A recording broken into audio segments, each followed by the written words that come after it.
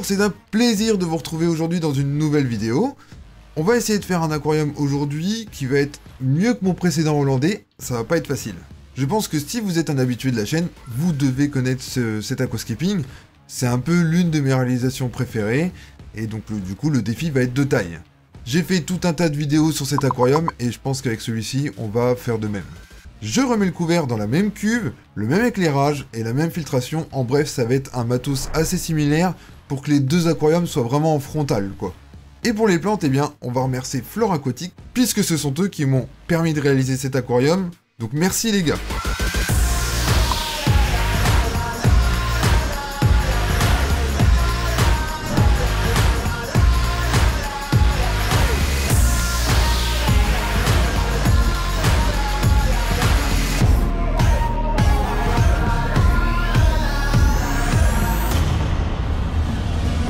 Pour parler de ce colis et de son histoire, il m'a été envoyé en fin de semaine en envoi 24 heures.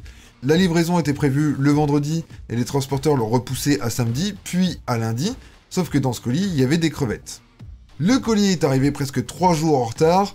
Personnellement, j'avais un peu peur avec les crevettes. Flore Aquatique était pas très chaud non plus, mais au final, il n'y a eu aucune casse et tout s'est bien passé. Le colis est arrivé abîmé, ça c'est quelque chose qui m'a assez ennuyé, surtout qu'ils ont retiré un sac de sol technique qu'il y avait dedans. Donc ça c'était le truc pas cool. Flore Aquatique était prêt à me renvoyer tout de suite un colis. Je leur ai dit que c'était pas la peine, j'allais me débrouiller, j'allais pas leur faire renvoyer un colis juste pour un sol technique. Du coup en fait je me suis débrouillé tout seul.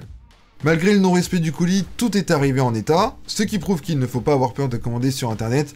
Moi ça fait environ 4 ans que je commande sur internet, et il me semble que c'est la première ou la deuxième fois qu'il m'arrive quelque chose, alors que je devais faire quand même une dizaine de commandes par an quoi. Dans le colis il y avait des plantes, mais il n'y avait pas que ça, il y avait aussi un skimmer. Il me manquait de ces choses là. Je trouve qu'on n'en parle pas assez, mais ça aide énormément dans un aquascaping, à commencer par le film gras, le film de surface qu'on a en général quand on n'a pas de skimmer. Le film gras empêche l'oxygénation de l'aquarium et donc la survie des bactéries. Donc ça survit quand même, mais pas terrible. Et du coup, vaut mieux utiliser un skimmer, d'autant plus que ça vous ramasse les feuilles qui sont mortes, qui traînent, qui vont en surface. Et du coup, dans un aquarium, surtout un hollandais par exemple, ça peut être vraiment très pratique. Ça paraît anodin, mais quand on taille des rotalas par exemple, ce qu'on peut retrouver le lendemain dans le skimmer, malgré qu'on ait fait le nettoyage complet, qu'on ait tout enlevé, c'est assez impressionnant. Il existe également les skimmers intégrés à votre canne d'aspiration de votre filtre. C'est plus esthétique, mais moi je suis pas très fan, et la raison c'est parce que, en fait, si on n'a pas un filtre du style OAS avec un pré-filtre qu'on peut retirer facilement, et toutes les feuilles vont venir dans le filtre et en fin de compte vous les enlevez pas, et c'est ça fait de la pollution. Donc moi c'est quelque chose que je préfère éviter, parce que bon, je vous l'avoue, j'ouvre pas mon filtre toutes les semaines. Pour le sol, du coup, j'ai opté pour un sol technique Aquario Neo. C'est l'un des sols les plus qualitatifs pour moi, même si en vrai je suis habitué à utiliser du Tropica et qu'avec le Tropica j'ai aucun souci.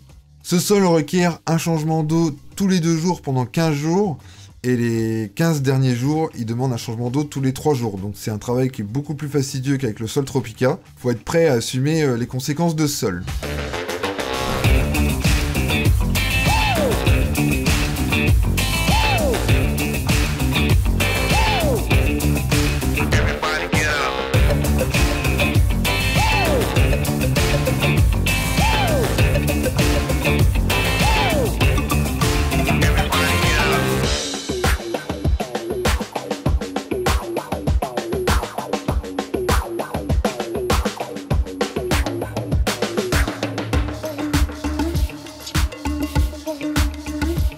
Comme d'habitude, la pouzzolane en dessous qui fait office de support bactérien et qui évite aussi que le sol ne s'affaisse.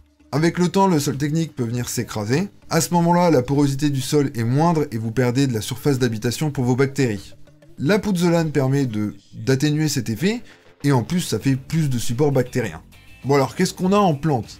J'ai pris principalement des plantes à tiges, des rotalas, vous me connaissez, j'adore ça. Et j'ai pris aussi quelques épiphytes. La première grosse différence avec l'ancien hollandais, c'est le tapis déjà. Sur le précédent, en avant-plan, on avait de la Lilialaopsis brasiliensis. Là, j'ai 3 plantes d'avant-plan. Monte Carlo, Eloacaris espemini, j'ai pas la troisième, et Marsilea crenata. Ça paraît beaucoup, mais c'est pour rendre un peu plus sauvage l'ensemble. La deuxième grosse différence, c'est que je n'ai choisi aucune Bucephalandra pour celui-ci. Rappelez-vous, dans le précédent, on avait mis une dizaine d'espèces de Bucephalandra. Là, c'est quelque chose que j'ai écarté. J'ai simplement pris quelques Bolbitis et quelques Anubias. D'autant plus que les Bucephalandra, bah, j'en ai dans quelques autres bacs. Donc on va se calmer là-dessus. Je pense que déjà, elles sont très bien dans leur bac que j'ai déjà. Et là, on va arrêter un petit peu. Et la dernière différence, qui n'a rien à voir avec les plantes, c'est le hardscape. J'ai choisi de ne pas utiliser de hardscape, donc aucun bois, ni aucune pierre, quoique un tout petit peu juste pour fixer les épiphytes sur ces supports-là. Ce choix est volontaire, c'est vraiment pour me rapprocher le plus d'un vrai style hollandais, parce que en fait on était plutôt en semi-hollandais la dernière fois. Bon, je parle, mais je fais rien, et là il faut attaquer toutes les plantes, et ça va pas être le tourpeau.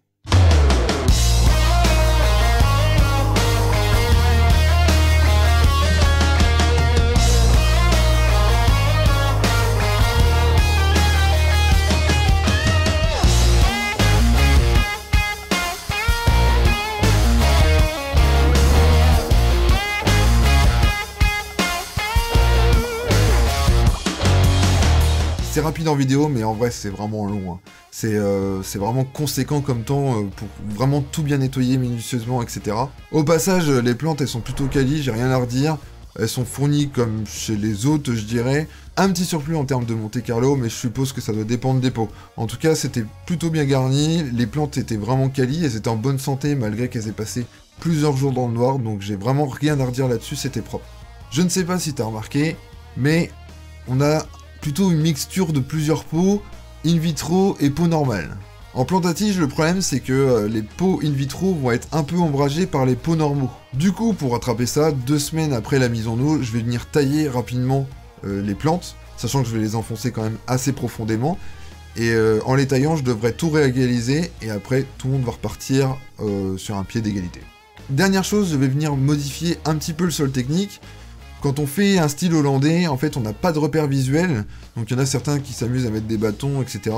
Et ben moi, je vais faire juste, en fait, des bosses aux endroits où je vais planter. Ça va me servir de repère, et je vais pas me dire, est-ce que je suis trop à droite, et être tout le temps en train de regarder, de me baisser, regarder, etc. En faisant ça, c'est juste un repère visuel, ça m'évite de planter n'importe comment, et c'est vraiment très pratique quand on fait ce genre d'aquarium. Avant d'attaquer la plantation, on n'oublie pas de pulvériser le sol technique d'eau. Vous vous demandez peut-être c'est quoi le concept de l'aquarium? Des dunes. Juste des dunes de plantes.